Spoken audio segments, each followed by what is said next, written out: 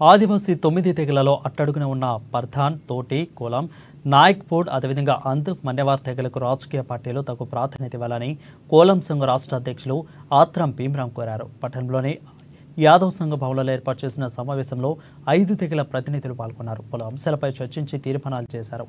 ఈ కార్యక్రమంలో నాయకులు సట్ల అశోక్, పాండరంగ్, దుర్వా నకేష్, సైతం రమేష్, తులసిభాయి తదితరులు పాల్గొన్నారు. అట్టడుగున ఉన్న ఆదివాసీ తెగలను రాజకీయ పార్టీలు గుర్తించడం లేదని కోలం సంఘ రాష్ట్ర అధ్యక్షులు ఆత్రం భీమరావు అన్నారు.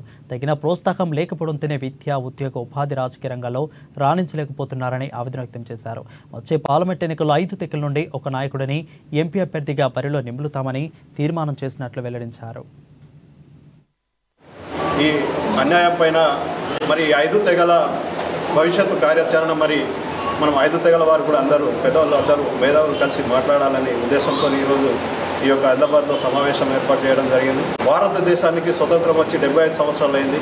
మరి భారతదేశంలో ఆదివాసీ తెగలైనటువంటి 705 ఆదివాసీ తెగలు ఉన్నాయి. 600 భాషలు ఆదివాసీ భాషలు మాట్లాడుతున్నాం.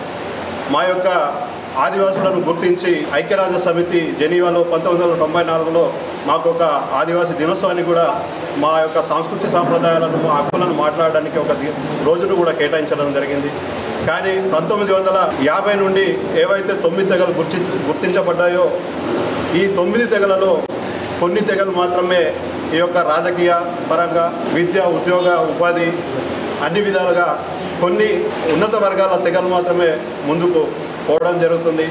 మిగతా ఏవైతే ఇప్పుడు చెప్తున్నామో 5 తెగలు ఇవి 1950 నుండి కూడా నేటికి 75 సంవత్సరాలు గడిచినప్పటికీ కూడా మరి ఈ 5 తెగల స్థితిగతులు అనేటివి నేటికి అభివృద్ధి పరంగా, రాజకీయ పరంగా, విద్యా, ఉద్యోగ పరంగా కూడా అట్టడుగున ఉన్నందున మరి ఈరోజు ఆదివాసీ 5 తెగల పెద్దలందరూ కూడా మరి దీనిపైన ఆలోచన చేసి మరి మన యొక్క భవిష్యత్తు, మన యొక్క అస్తిత్వం కోసం, మన మనుగడ కోసం మనం అందరం కలిసి మాట్లాడవలసిన అవసరం ఉందని ఈరోజు ఇక్కడ సమావేశం కావడం జరిగింది.